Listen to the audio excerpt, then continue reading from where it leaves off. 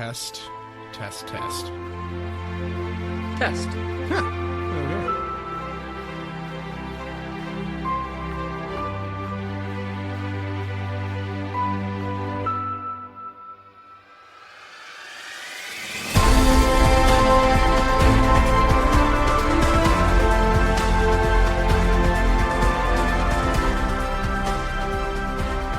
Welcome back to the Christ in Culture. This is Clint. This is Steve. You know what I just realized? We never actually say our last names when we introduce ourselves. Mine is stolen, so... Yeah. Oh, we were talking about this before. So yeah. My name's Carton, which is... Well, I'm Belgian, but it comes from French.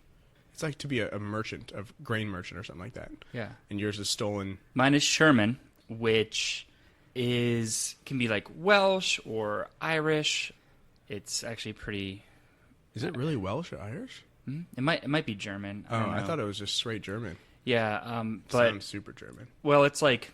Comes from shear man, like somebody who is a sheep shearer. Oh. But my family, my however many generations ago, grandfather, when he came here from the Ukraine, I think it was like maybe great-grandfather. Anyway, doesn't matter. All the great-grandfathers. Yes. He came here from the Ukraine right after the Civil War. Eastern Europeans were heavily persecuted. Not prosecuted. They could have been prosecuted. They could have been prosecuted. If you never know. But they were definitely persecuted. And to avoid this, he knew that General Sherman won a bunch of military battles. He came in through Ellis Island, so he was in the north. So he was a northern war hero. And he stole his last name to try to skirt around that persecution. Interesting. Yeah. And did it work? I'm here. I have no idea. So maybe my dad's grandfather, so my great-grandfather, his son, used to always be like, I'm an American. I was born here. I'm American. He wouldn't talk about his heritage. It wasn't until like my Uncle Dani did some Ancestry.com that we kind of found all this stuff about. But yeah. I don't know as much about the story. I don't know what my actual last name is. I just know that has kind of changed the name when they came over. So gotcha. Yeah, my grandfather thought we were German forever. My grandfather thought his grandfather was from Germany. That's how much they talked about it. Wow. Yeah. Holy cow. So it was convincing enough. It must have worked then. Yeah. Because if he convinced his own family that they were German, yeah, that's pretty solid. Or he just never talked about where he was from. Yeah. Well, that works too. Yeah. But anyway, so that's me. That's who we are. Yeah, you guys know our names now. So what media have you been intaking? A couple of different things. So... Well, first off, I want to give a shout out to start things off because this weekend, just the other day, we were both at a wedding. We were. Yes. So shout out to Bryce and Emily Wingate. Yeah. I don't know why I choked on my own beer. Yeah. Bryce and Emily Wingate. Bryce is a really good friend of mine. And yeah, I mean, both of ours, obviously. But honestly, Bryce is just a very virtuous man. And so I hold him in very high esteem. And Emily is a wonderful, very sweet young lady. So I'm very happy for them both. Yeah. They will definitely lead each other closer to heaven. For sure. Yeah. So shout out to both of them. I think Bryce listens. I don't know if Emily does, but... we can get her at some point. We'll convert her. So shout out to them. Hopefully you guys are enjoying your first few days as a married couple. Ooh, maybe he'll listen to the podcast while they're traveling. They probably won't. They'll probably talk to each other because they're just married. I would and hope excited. so. Yeah. That's stuff. But also shout out to everyone that we talked to at the wedding. I know a lot of you were listeners or were interested. So shout out to everyone that we talked to about the podcast. Yeah, and shout out to all the people. Oh, like Nick and his wife Carolyn. Yes, Carolyn. I met them at the wedding, and they were like, you have a podcast? They were actually going to join me for brewing today. Oh, really? Yeah, they were just so into it, but they should have. That would have been cool. But they weren't able to make it. Yeah, well, so the reason why I bring that up first is because on my way to the wedding, or on my way to the reception, I guess, I was prepping myself for dancing, as one does, by playing swing music in my car. So... As far as media I've been intaking, I've been listening to a lot of swing, and it's called Electro swing, which is like a new modern techno swing type thing. So a lot of that stuff. Been listening to a lot of Disney music, a lot of Olly Murs. I don't know if you've heard of him, but he's really good. And then The podcast Among the Lillies I've been catching up on. So that's Matt Frad's wife's podcast, Cameron. And then the Netflix series Mindhunter, which is all about kind of like getting into the minds of serial killers, which has been really creepy and fascinating. Yeah, that's really cool. Yeah, that is literally everything I've taken in since the last time. You seem confused. No, we did a podcast on serial killers that you should check out at some point. Yeah, I listened to it. This is more to our listeners. Oh, yeah, you guys should do. But no, the reason I was going to bring that up, I was talking to a friend of mine named Juliana. About serial killers? About swing dancing. Oh, okay. And they have, the Black Labrador is a pub. It's like a college pub for the University of St. Thomas. But that's on the first floor, and I guess I forget the name of it, but there's something on the second floor that's a jazz club. Oh, you were mentioning this the other day. Yeah, and so, I don't know, I think that's kind of cool, but that just made me think of that for no reason. We used to do a lot of swing dancing in college. Yeah, samesies. Yeah. I used to be good. I used to just dance with gymnasts because they make all the aerials look super easy. Yeah, I used to be like the big strong man that would do all of the aerials, but I used to not. I don't know. I don't really do them anymore, obviously. I don't even remember how to do some of them, but I remember how to do a couple, not everything. Yeah. Yeah. Definitely not something you want to just practice. Jump right. Well, you want to practice. I mean, but like jump right into it without like remembering how to do it exactly. Yeah, for sure. So that's what I've been taking. What about you? What have you been taking in? Work most of the time, As actually. one does, yeah. But I've just been catching up. I've watched, rewatched The Office, Parks and Rec, just some like classic shows on Netflix. Which one's better? I'm an Office fan. Okay. I used to be all about Parks and Rec, and then I actually for the first time sat down and watched The Office all the way through, and it's really good.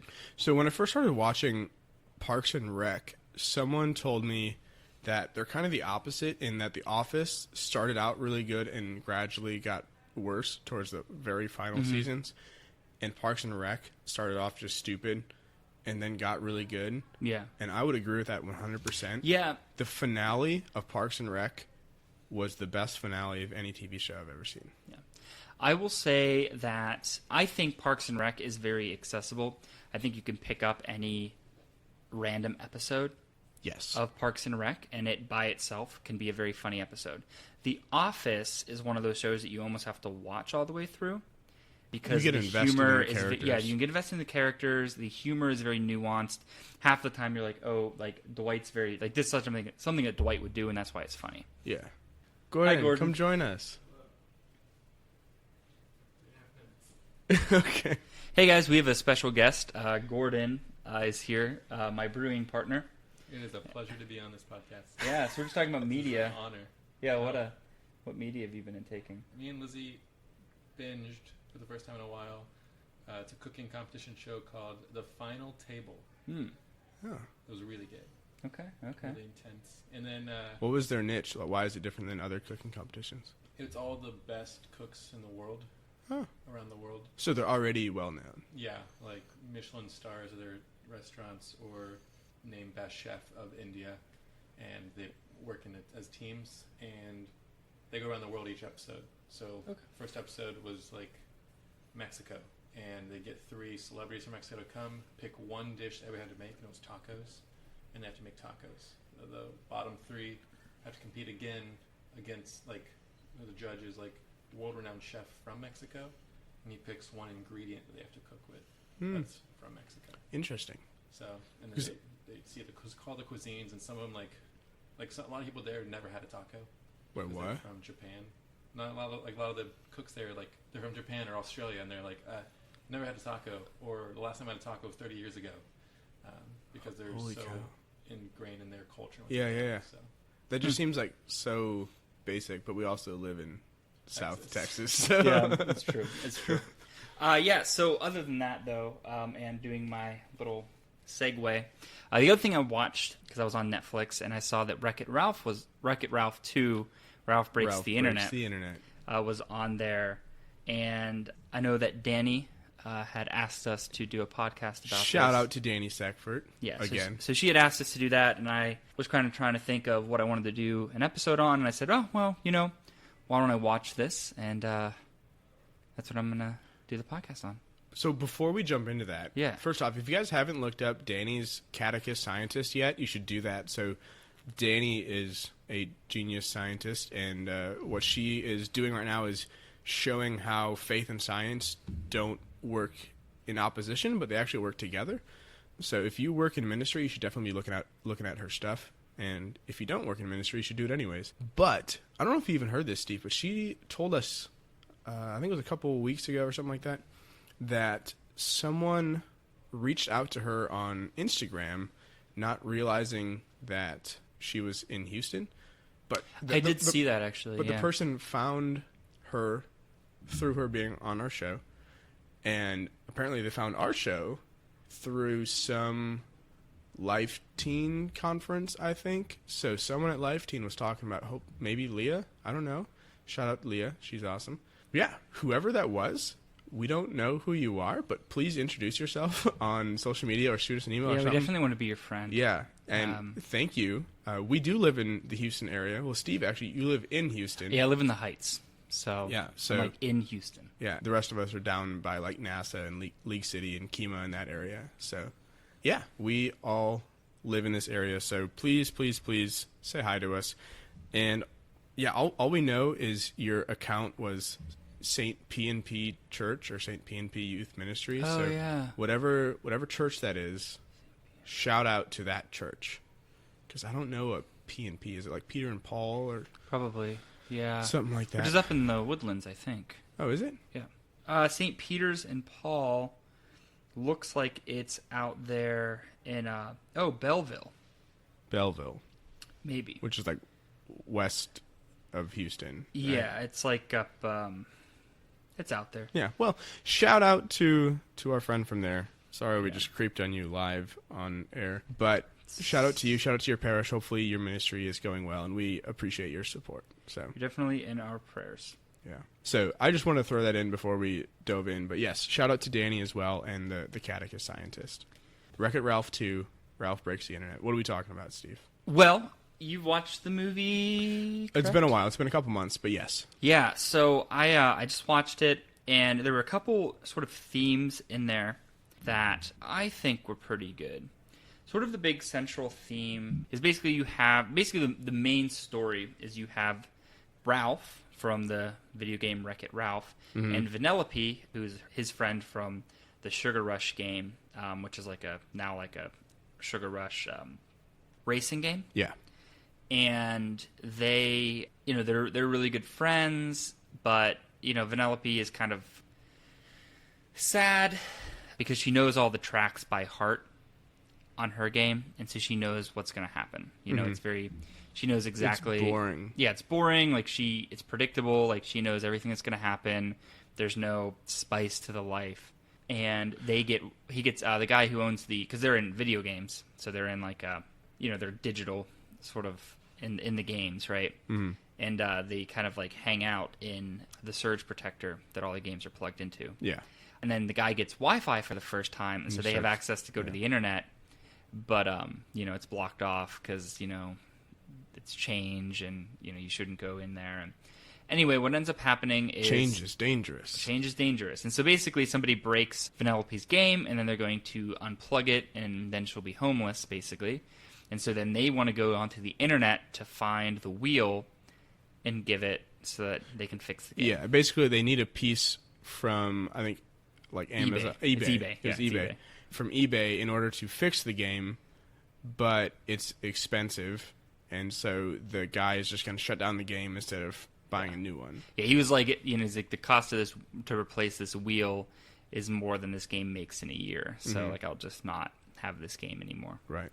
So they go to the internet, and it's really a game that talks a lot about several different themes, one of which is like Vanellope's like yearning for like her place. Yeah, I think that's an overall theme in both of the Wreck-It Ralph movies. It's We like finding see your place. Because that's the thing is, like, in the first movie, Wreck-It Ralph was really trying to find his place, and he met Vanellope, and he found a friend, and he likes his life, and he finally kind of gets established, finds his purpose. and accepted for who he is. Yeah, and so he is this character that, you know, he likes doing He's the the same thing bad every guy. day. He was a bad guy in the video game. But that doesn't make him a bad guy. Right. That's like one of the quotes from the movie. From the first one, yeah. But in the second one, you know, he has his life and he likes his routine, but Vanellope wants something different. Right. So it really touches on friendship, and it really touches on like sort of Ralph's jealousy, as well as sort of Vanellope's trying to find her place, you know, because she's much more of like a thrill seeker.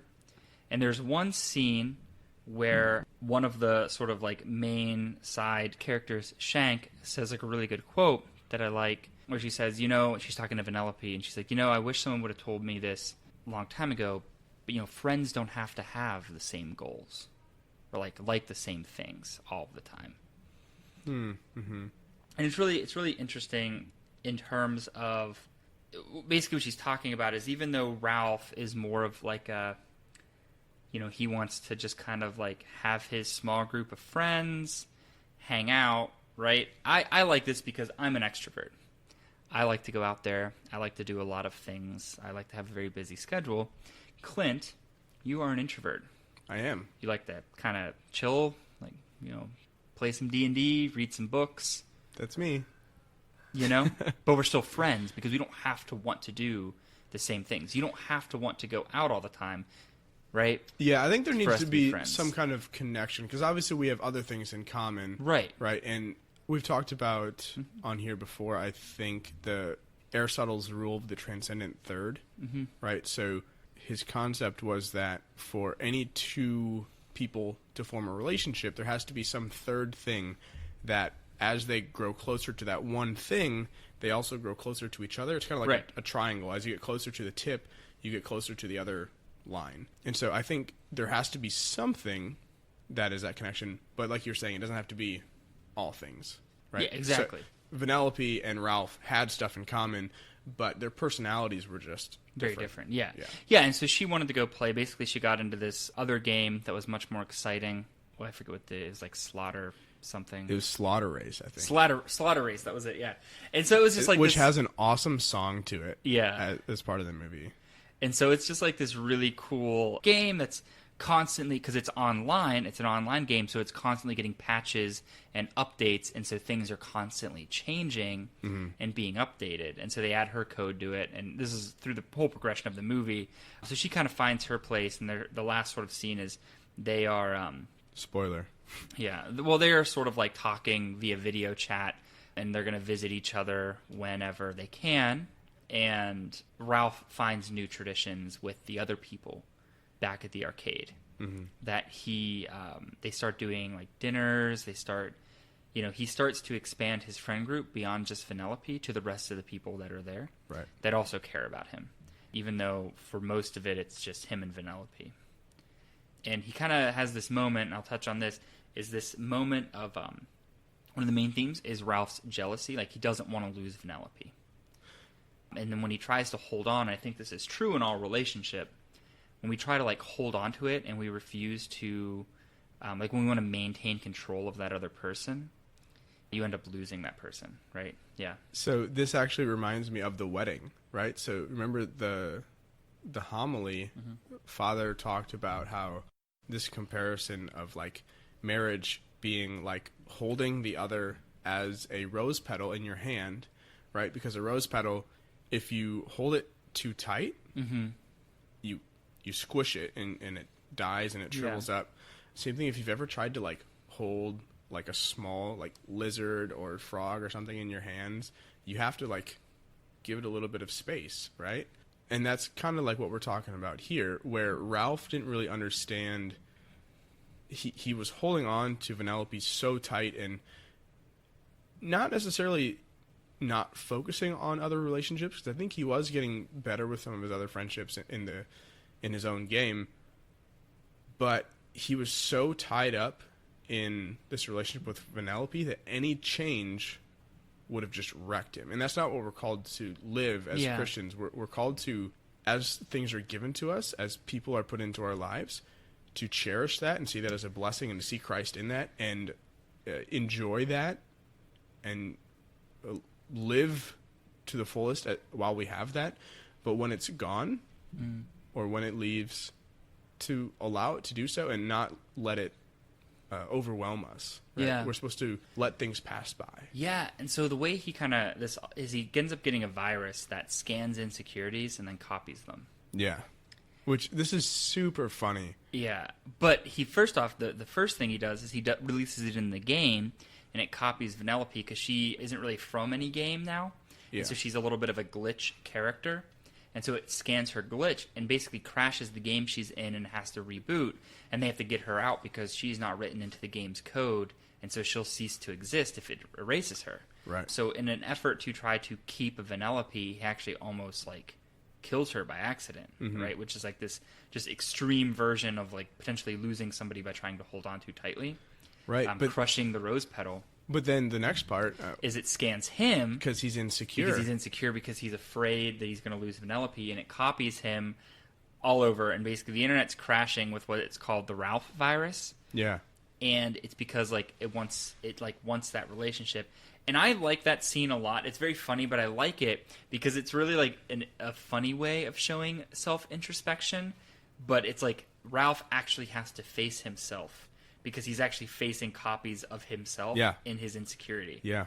And he has to like face his own insecurity to realize that what he's doing is wrong by trying to prevent Vanellope from living her life. You know, he's eventually going to lose her.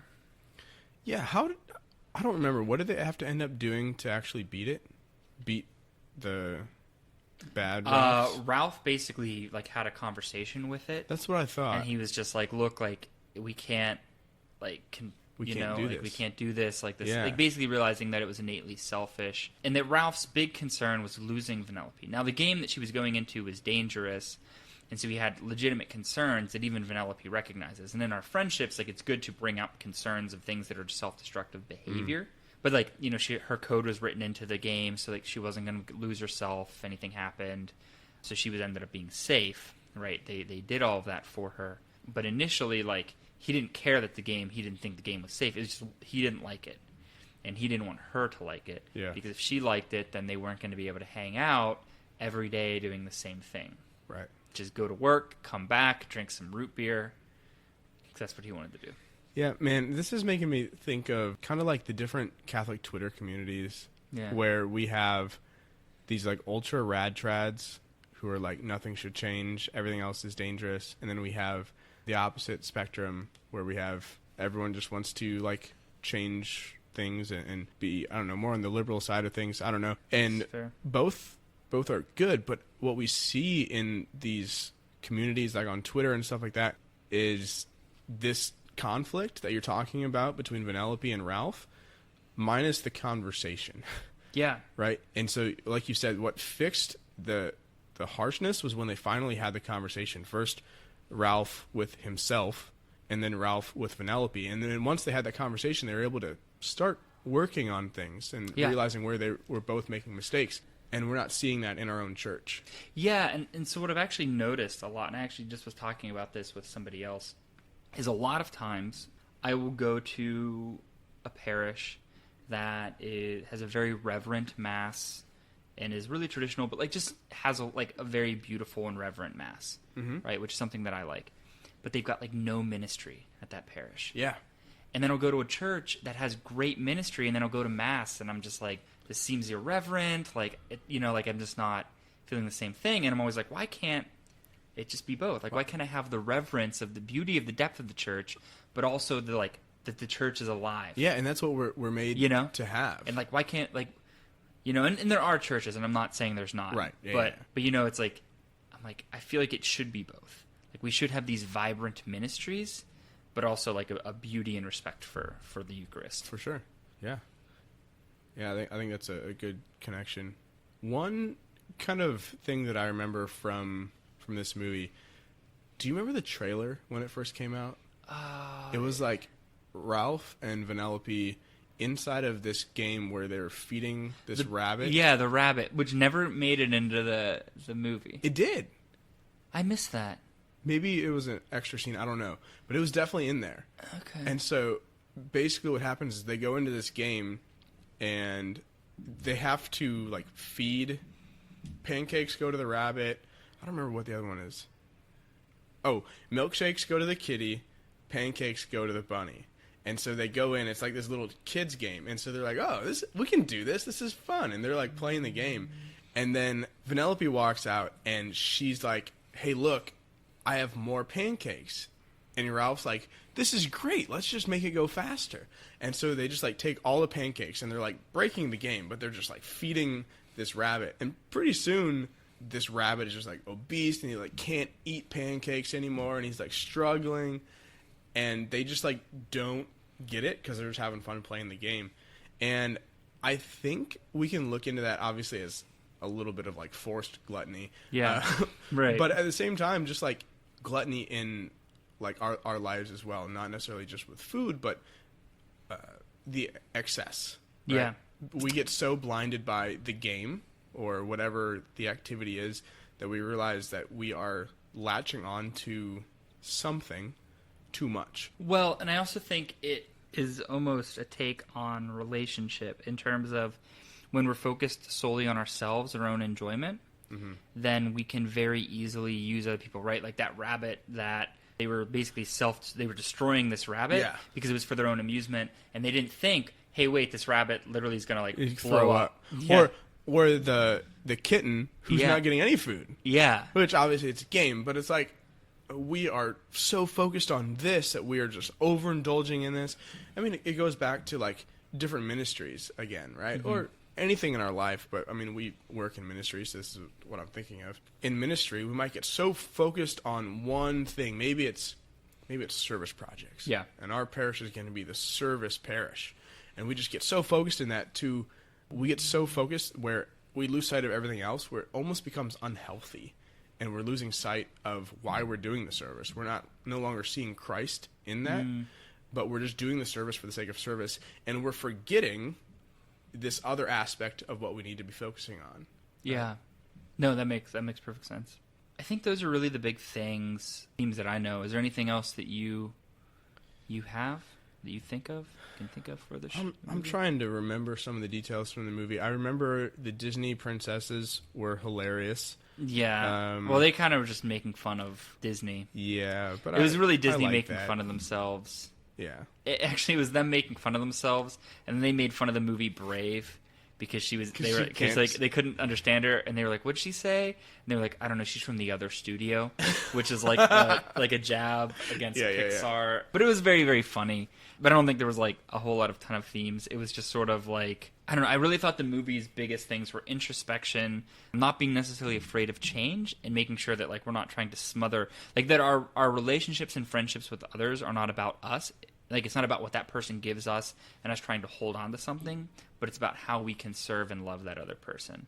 And that needs to be sort of our focus in relationship. All relationship, we need to learn how to think of self less, right? To become selfless and to be like other focused, to like love that other person. Right. And I think to ultimately to see Christ in those other people, and that's where the love comes from. But yeah, I think the theme of being open to change and moving forward is a really, really big one in both of these. Yeah, I will say I went to a Benedictine college, and the founder of St. Vincent once said, "Forward, forward, everywhere forward." And that's a quote that he had. That's really surprising. Yeah. Because of the Benedict option, which is kind of the opposite. Do we want to break down the Benedict option? Well, essentially, the Benedict option is, if we look at monasteries throughout history, right, a lot of the times they're kind of a cloistered. You come together and you bring in what is good and you shun out everything that is bad, essentially, and you stay away from everything. Yeah, on and the it's outside. like a communal living and right, self-sufficient community. Yeah, and you keep everything that is good inside, and you just stay away from everything else, stay away from society and stuff like that, which to a certain extent is very good. If we look through like the Dark Ages, the reason why we still have schools and books that were preserved from ancient times is because of these monasteries that came together and preserved these principles, and intellect and art and all that stuff was preserved in those things. But at the same time, we're also called to go out too.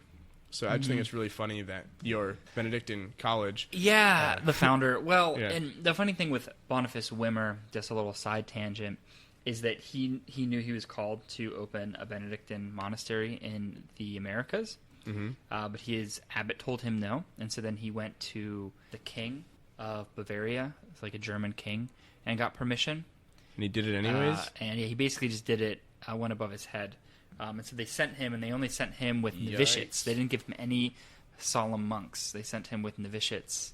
And he's like, if you convince these novitiates to go with you, then you can go with them. So he had to basically convince these people that weren't even fully like professed monks to basically profess that they were going to be monks forever, because like there was no coming back from America once they got there. But he moved there, but he basically was talking just about like the progression of our lives, that we need to constantly be moving forward. That we can't just reside solely in the past, but we need to like live in the present and move forward. And it kind of goes back to that whole idea that like a plant is like, in general, I think even in our lives, especially spiritual lives, we're either growing in our faith, right, or we're dying. Yeah. And There's really no staying still. we've definitely had a few shows on that too. I'm thinking specifically of the one on Big Fish, Yeah, the which is musical great. and movie that Gordon and I did an episode on. It's one of my favorite movies. That is Gordon's favorite movie. Such a good movie. Oh my gosh, we all like Big Fish. Yeah. Interesting. It's a good story. It is. Anyway, But the movie and the musical are way different. really, I've never seen the musical. I like the musical better. I just haven't seen the musical. Well, we can watch it sometime. Okay. So one more thing I want to touch on real quick Yeah. is the idea of the virus. So I think there's got to be something there. Can you break down, because like I said, it's been a while since I've seen it, break down like the process of how they got into the virus? Wasn't it they were trying to get money fast? Money They're online. trying to get money online fast, and so they ended up going to the sketchy website, which is like a pop-up ad. Yeah, Took them to the yeah, sketchy yeah. website. And then they ended up going to like the deep dark parts of And then they went down to the internet. dark web, because they went to him and they were like, you know something about viruses. And so they took him to the dark web, where they got a hold of this like very powerful virus. And they were warned, like, don't let this get out of the game, you know, like into the wider internet, which it did get into the wider internet. Yeah. And that was the whole Ralph scenario. But yeah, I think that probably the best thing with the virus is that, specifically when it comes to Ralph, like it's something that is almost like sin, or is almost like Satan, in that it pinpoints our flaws and then exemplifies them and puts them before our eyes. And I think that's kind of what like Satan does very often, is he looks specifically at like where we've fallen, and he wants to remind us constantly of that. And I think another thing to even go back even And further, almost define us as solely that. right? And if we go back even further, it was in his vulnerability, it was in his brokenness, where he started lashing out for like anything, just whatever will promise me getting back to the way things were. Right. And that's where he was so desperate. He's like, whatever it is. And so that's where we see this Prince of Lies come forward and say, this is what's going to make things better. Yeah. Destroying what your friend likes now, that's what'll make her come back to you. If you destroy that, then she'll see. And it's filling us with these lies, and then building up those insecurities, like you were saying, which then start to seem like they define us, not actually define us, but they seem like that is our identity. Yeah. Until they finally have that breakthrough moment later on in the movie. Right, absolutely. Yeah. Anything else? I don't really have anything else.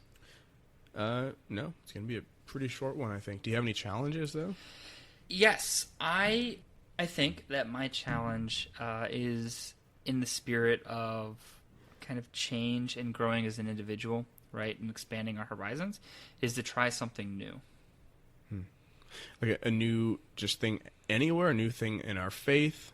I think anywhere, but also, yeah, like definitely, I think I'm always about trying new things in your faith and growing your expansion of faith. Yeah. But I think just in general, like maybe find something that you're like a friend of yours really likes that you've never tried, and maybe just like want to enjoy that with them. Find something with one of your friends and like do something. So for instance, like I have a coworker that's really into rock climbing.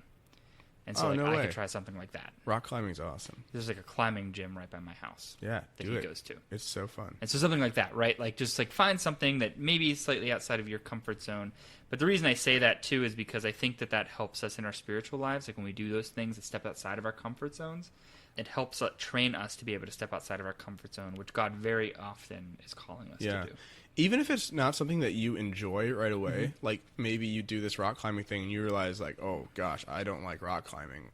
Find what in it is bringing joy to your friend. Yeah. And I think that's a good place to start too. Yeah. And you can kind of build off of that at least. And then going off of kind of the spiritual aspect of things, my spiritual director and I were talking about this a while back of just like trying new things in the spiritual life, because like we said, our spiritual life is always growing. It should always be going forward. And things that used to be bringing us fruit might no longer bring fruit in our spiritual life anymore, because we're moving, we're changing. And we were talking about how important it is to just always have a lot in your like tool belt of different options for spiritual life. So if you are someone who doesn't normally do like praise and worship kind of thing, maybe try praise and worship. Yeah. But ease into it. Don't go straight to like a Catholic charismatic mass or something right away. Just like maybe start listening to it on the radio or a CD or something.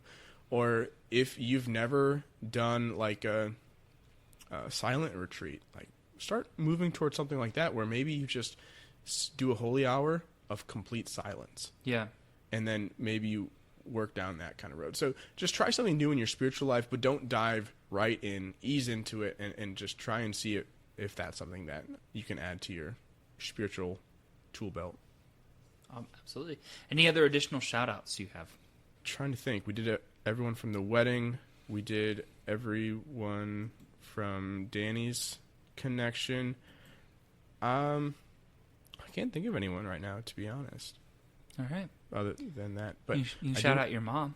Oh yeah, well, shout out my mom. So yeah, my mom just texted me today and said she wants to support the show and be a patron. So we have another patron, and we are growing. So thank you to all of our patrons. You guys are awesome. We love making this extra content for you guys. And if you want to become a patron, please, please, please consider doing so. Even if it's only for a couple bucks a month, we want to be able to give you guys extra content. We want to be able to give you guys better stuff. So please consider supporting us. You can find us on patreon.com/The Christ and Culture. You can find it on our website too, which is thechristandculture.com. I do want to give an announcement, or a couple announcements really quick. So number one, we do have a blog on our website.